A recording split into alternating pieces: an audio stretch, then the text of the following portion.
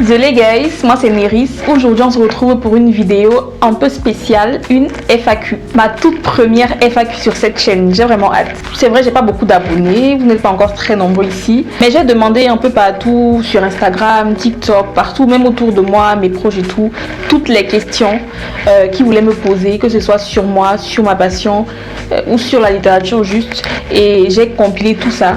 Certaines sont sérieuses, d'autres un peu moins, mais j'ai décidé de vous livrer mes réponses sans filtre, sans script et sans préparation, du moins le plus possible. J'ai peut-être déjà dû regarder les questions. Bon, certainement j'ai dû regarder les questions parce qu'il fallait bien les noter et les recenser.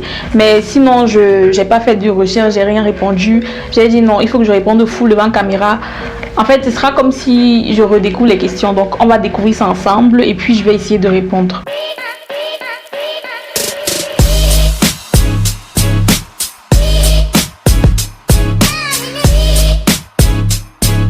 On commence avec la première question. Je les ai notées. Je ne sais pas si vous pouvez voir. Je les ai notées là. Donc, on va commencer. Première question. Tu as fait comment pour aimer la lecture et les romans? Question intéressante. Comment j'ai fait pour aimer la lecture et les romans? Je ne sais pas trop. Je vais dire... Ça m'est venu un peu... naturellement, j'ai l'impression que c'était déjà en moi. C'est juste que je ne m'étais pas encore rendu compte. Vous voyez, parce que déjà dans ma famille, je l'ai déjà dit plusieurs fois, on a un background un peu d'auteurs, d'écrivains. Il y en a plein, plus ou moins connus, pas forcément publiés, mais c'est une fibre que on a beaucoup. Et j'ai déjà vu des oncles, des cousins écrire des livres bien avant moi. Je crois que c'était en 3e par là. Mon professeur déjà de français me faisait beaucoup faire... En fait, je lisais pas déjà beaucoup. Je lisais quelques BD par-ci par-là, mais c'était pas encore sérieux. Donc, mon professeur un peu, je crois qu'il a vu cette fibre en moi. Du coup, il me faisait relire des articles et faire des résumés. Et puis, il y a ma soeur aussi qui m'a un peu initiée à ça parce qu'elle lisait bien avant moi. Du coup, quand j'ai commencé à lire, j'ai aimé, j'ai kiffé. C'est une histoire que j'ai déjà racontée. Et je reviens même sur les détails dans une autre vidéo que j'ai déjà faite. Je sais pas si elle est sortie ou pas, mais si c'est sorti, je vous mettrai le lien. Mais je pense, en fait, je sais pas trop. Je pense que... Ouais. La vidéo va sortir bientôt. Je crois que c'est après celle-ci, donc... Regardez bien... Je vais bien vous expliquer le pourquoi du comment. Parce que j'ai prévu de faire une vidéo sur le livre qui m'a marqué, en fait. Le livre qui m'a donné envie d'écrire. Donc, je pense que l'histoire sera mieux racontée là-bas. Deuxième question. Qu'est-ce qui t'a donné envie de te lancer sur YouTube pour parler d'écriture et de storytelling? Eh bien, c'est juste que je me suis rendu compte. Parce que quand j'ai commencé à écrire, je faisais beaucoup de recherches. J'avais beaucoup de questions sans réponse. J'avais personne autour de moi à qui je pouvais vraiment les poser. Malgré que, bon, j'ai peut-être des oncles, auteurs, nanana, mais on vit pas ensemble. C'est pas mon cercle proche. Donc, j'avais pas forcément... En fait, j'avais besoin d'informations rapidement. J'ai commencé à faire des recherches sur YouTube, un peu partout sur les réseaux sociaux. Je me suis rendu compte qu'il y avait très peu de personnes qui proposaient ce type de contenu. Il n'y a que du entertainment sur YouTube, majoritairement. Ou alors, quand tu vois du contenu écriture, c'est beaucoup plus les États-Unis, un peu la France. Il n'y avait pas ça. Afrique quoi. Personne ne proposait ça en Afrique. Sachant déjà qu'en Afrique, il y a nos réalités. La littérature, ok, il y a des règles assez universelles un peu partout. Mais il y a des spécificités qui font que tu as envie de te reconnaître en fait dans la personne qui parle. Et je me suis rendu compte qu'en Afrique, on n'avait pas de créateur de contenu littéraire. Voilà, je me suis donc dit, pourquoi ne pas apprendre, collecter tout ce que j'ai appris et essayer de partager avec une communauté d'auteurs. Parce que forcément, il y en a comme moi, il y en a plein comme moi qui cherchent, qui ne trouvent pas, qui ont envie qui ne savent pas par où commencer. Il y en a plein comme moi qui se posent une multitude de questions et j'espère en fait pouvoir leur donner cette plateforme-là pour s'exprimer. Troisième question. Si tu devais décrire ton style en 3 mots, ce serait lesquels? Mon style... Bon, qu'est-ce que tu entends par mon style? Je suppose que mon style, tu veux parler de mon style littéraire en fait, ma plume, mon style d'auteur. En fait, mon style évolue tout le temps. C'est ça qui est compliqué. En 3 mots, je dirais engagé. Parce que dernièrement, je me rends compte qu'à travers la littérature, on peut faire passer beaucoup de messages. Et même si au début, c'est pas trop pour ça que je voulais écrire, mais je commence à avoir de plus en plus envie de faire passer des messages importants. Donc je dirais engagé, je dirais moderne aussi, parce que bon, j'aime pas les cases en fait, j'aime bien apporter des petites touches qu'on ne voit pas forcément, vous voyez. Et troisième mot, j'ai envie de dire africaine. Les livres que j'écris jusqu'ici ne sont pas du tout dans le contexte africain, mais justement je me suis rendu compte que j'étais trop influencée par les Européens pour écrire. Et c'est quelque chose que je veux changer. Et c'est quelque chose que j'ai commencé à changer. Donc, écrire des livres qui sont plus dans le contexte africain. Voilà. Allier, en fait, modernité, Afrique et engagement. Je pense que c'est trois mots que j'ai envie de refléter à travers mon style. Tu sembles toujours de bonne humeur dans tes vidéos. Comment tu gères les moments de manque de motivation ou de doute créatif? Comment je gère? Franchement, je gère mal. Je gère très mal. Ce que je fais, en vrai, quand je manque de motivation, je me couche, je dors. Je ne force pas. Je ne me force pas à écrire, je ne me force pas à faire des vidéos en fait. Quand je suis contente, je fais. Regardez déjà, j'avais je crois 3 mois, je n'ai pas posté sur YouTube. Bon, c'était pas que un manque de motivation. Même si quand on veut, on peut. J'avais aussi beaucoup d'autres trucs à gérer à côté, mais je me suis pas forcée plus que ça, tu vois. Donc je pense que c'est quelque chose que tu dois faire parce que tu aimes, pas parce que tu es obligé. Et je suis consciente que la régularité, c'est ça qui, en fait, ça qui paye. Mais je ne me force pas parce que dans la vie, tout ce que je fais, je le fais avec passion. Et quand ça ne va pas, bah, je me force pas. Ce que je fais généralement quand j'ai une panne, en fait, quand j'ai plus envie d'écrire, j'ai perdu ma motivation, j'ai des moyens que je peux utiliser peut-être pour les retrouver. Je glande d'abord quelques jours et je dors et puis à un moment donné, je me dis mais attends, je ne vais pas dormir tout le temps. Donc ce que je fais généralement, je commence à lire. Parce que quand je lis, ça me redonne, ça me rappelle pourquoi j'ai commencé. Vous voyez, donc je commence à lire d'autres auteurs, je commence à lire plein de livres différents, je m'enferme dans ma chambre et je binge write. Hein? On dit quoi? Je binge read. Bref, je lis de manière compulsive. Voilà, jusqu'à ce que ça revienne. C'est tout. As-tu un rituel d'écriture? Lieu, boisson, musique, heure préférée, etc. Non. Je peux écrire n'importe où, je peux écrire... En fait, j'ai pas besoin de manger, j'ai pas besoin de musique, j'ai besoin de rien. Je peux écrire à n'importe quelle situation, sur mon lit, au salon, je peux écrire partout. Mais c'est vrai que la plupart du temps, je préfère dans un endroit calme. J'aime pas écrire dans un milieu bruyant parce que j'ai besoin de concentrer mes idées. Je peux écrire partout et sur n'importe quel support. Ordinateur, téléphone, papier, moi j'écris. J'ai pas de problème. Mais bon, si je devais choisir une boisson pour écrire, je dirais un thé. J'aime bien le thé. Un petit thé vert, pourquoi pas. Et pour l'heure, en fait, j'écris à toute heure. Hein. Je peux écrire le jour comme la nuit. J'ai vraiment pas de restriction, en fait. J'écris quand ça me vient. Quand j'ai l'inspiration, j'écris. Parfois, je peux être là, je suis couchée. Et puis, j'ai une idée qui me tilt. Je prends rapidement mon téléphone, je note vite fait. À n'importe quelle heure. Quelle œuvre, livre, film, série t'a le plus inspiré dans ton parcours d'autrice? J'irai un livre et je vais pas vous dire lequel parce que j'ai déjà fait une vidéo spéciale pour ce livre-là que vous verrez sur cette chaîne. Donc, je ne dis rien, je garde le suspense. Si tu pouvais inviter un personnage fictif dans une de tes vidéos, ce serait qui et pourquoi? Je suis pas très personnage fictif en fait. Je sais pas en fait. Qui est-ce que je pourrais inviter? Qui? Ah, je sais pas du tout. Mais sinon, je peux bien dire celui d'un film. J'aime bien Fallon Carrington. Bon, parce que bon, c'est quelqu'un qui s'assume, qui fait un peu ce qu'elle veut. J'aime son franc-parler, son caractère, sa manière d'être. Je trouve ça très amusant et très assumé. C'est une femme, quoi. Tout ce qu'il y a de plus... En fait, tout ce qu'il y a de plus libre. On va dire ça comme ça, avec ses forces et ses faiblesses, et j'apprécie. C'est un personnage que j'ai bien aimé. Si tu n'avais pas choisi YouTube, tu te verrais faire quoi aujourd'hui? Question. Je crois que j'ai fait une carrière avortée dans des études de médecine. En fait, j'ai toujours cru que je deviendrais médecin, hein, mais bon. Finalement, non. Finalement, je pense que ça ne me correspond pas. Je suis quelqu'un de très créatif. Donc si je ne fais pas de vidéos sur YouTube, je suis toujours intéressée par le digital. Je suis intéressée par tout ce qui est dans le digital en fait, en vérité. Que ce soit le marketing, community management, tout. Graphic design, je suis une vraie passionnée en fait et très autodidacte. Voilà. Quelle chanson te met instantanément de bonne humeur? Si je te dis que je t'aime, tu dois me répondre que tu m'aimes.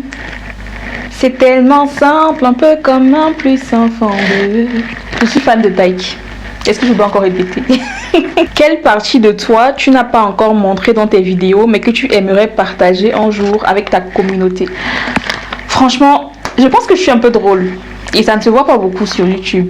Parce que généralement, je fais du contenu très éducatif, de manière un peu... J'essaye de ne pas rendre ça trop formel, mais je me rends compte quand je revisionne que j'étais un peu trop sérieuse. Et c'est quelque chose que je veux changer. Je veux fun en fait. J'ai envie que vous voyez ce côté un peu fun et de rendre la littérature fun. Si tu étais un personnage de fiction, lequel serais-tu et pourquoi?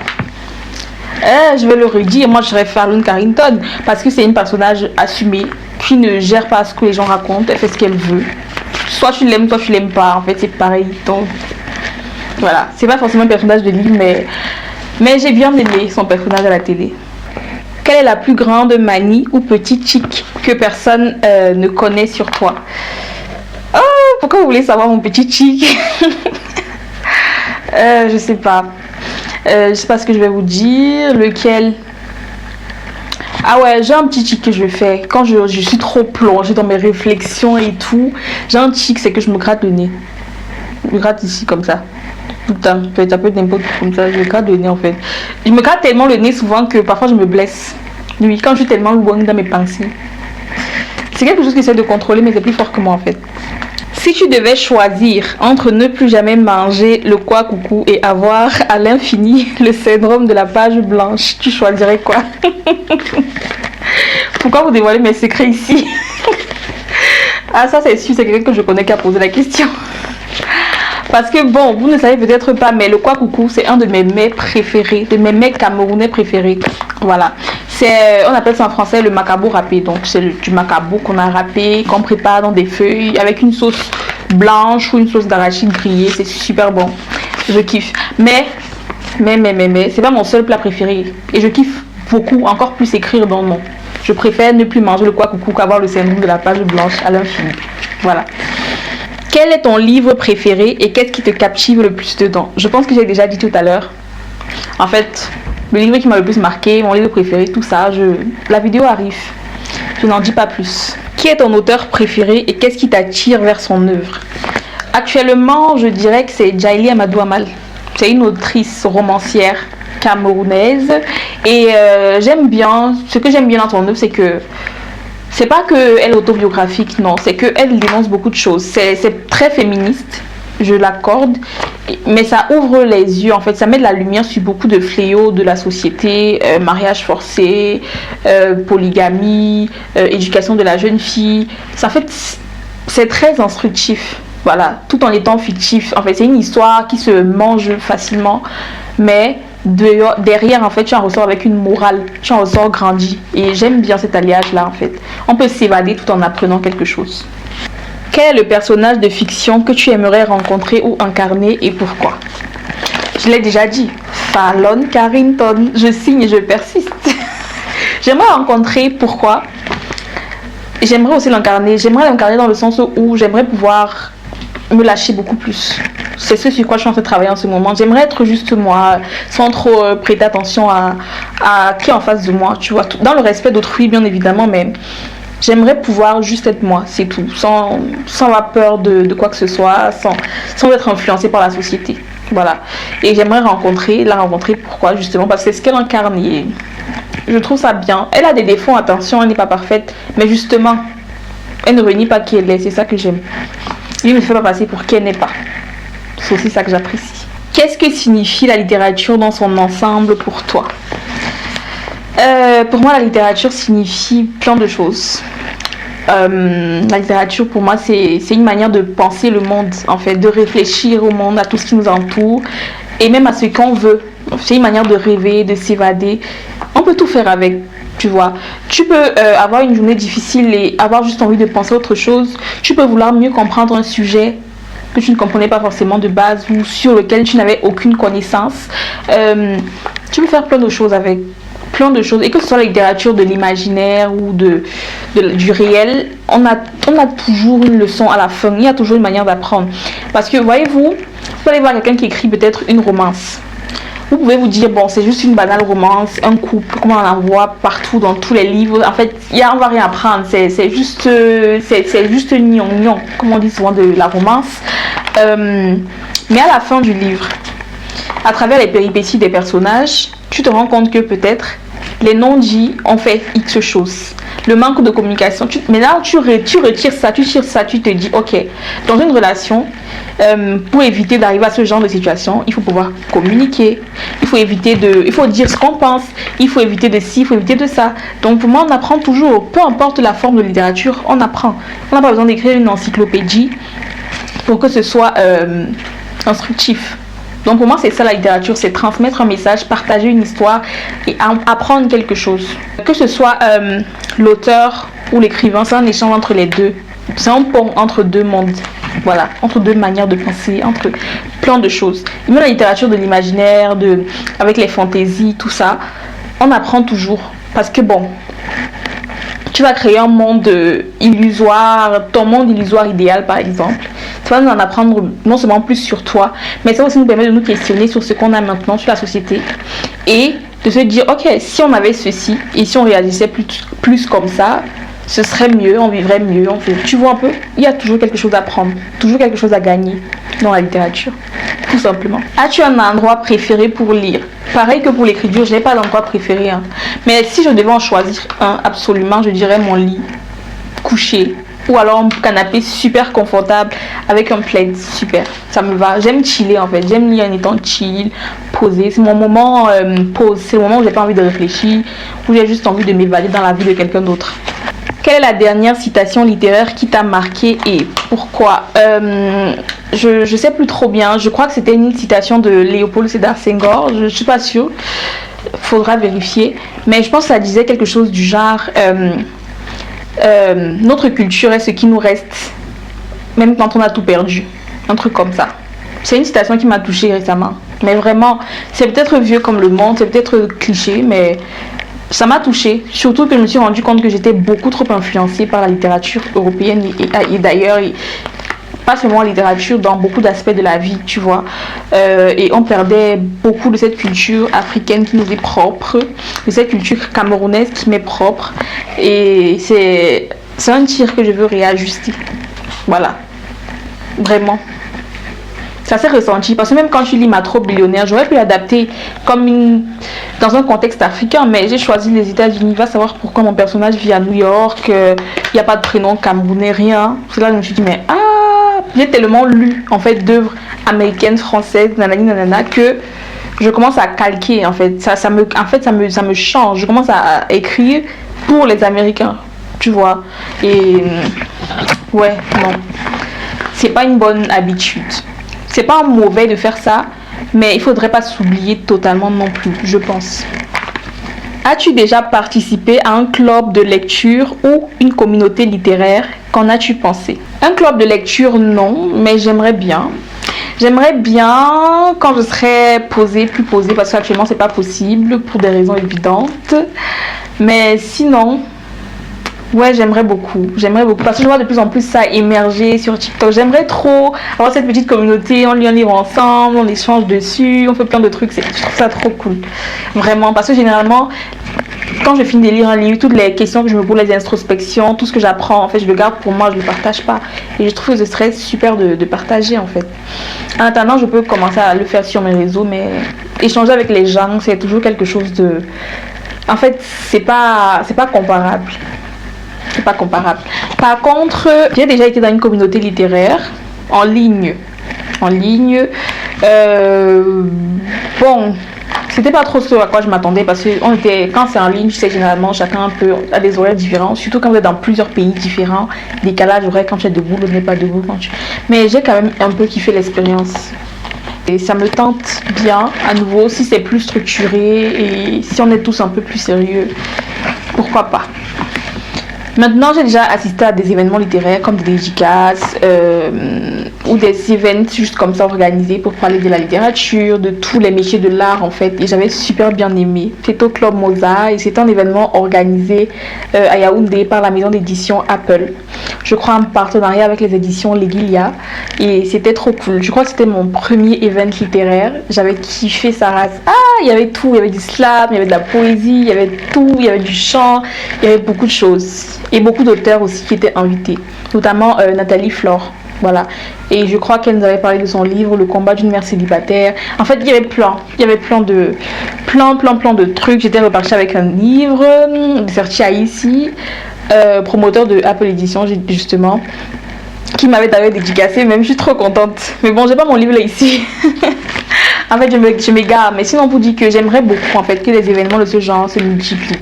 C'était très cool. Et c'est bien de rencontrer des gens avec qui tu échanges une passion commune, tu vois. Donc... ouais. Quel est le livre que tu peux relire plusieurs fois avec la même motivation et pourquoi? Encore une fois, je vous renverrai à ma vidéo sur le livre qui m'a donné envie d'écrire. Parce qu'il n'y a que ce livre-là.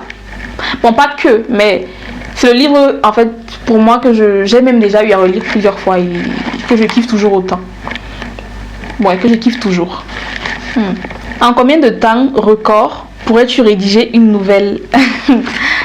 Excellente question. Mais c'est une question à plusieurs variables. Je ne peux pas te donner un temps comme ça. Je ne peux pas te dire genre en une semaine ou en 2 jours ou en un mois. Je ne peux pas te dire pourquoi, parce que ça dépend de plusieurs paramètres.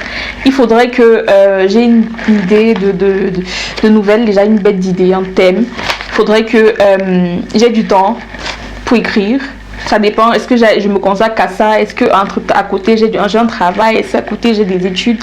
Mais si j'ai une super idée et que j'ai du temps devant moi, je dirais une nouvelle, 1 mois, vas-y, peut-être 2 maximum. Une nouvelle c'est pas très long, donc voilà. Si j'ai déjà un schéma clair, un schéma narratif clair dans ma tête, c'est tout, c'est plus facile. Quel est ton genre littéraire préféré et pourquoi? Je pense que ça ne surprendra personne ici, mais mon genre littéraire préféré, c'est le roman.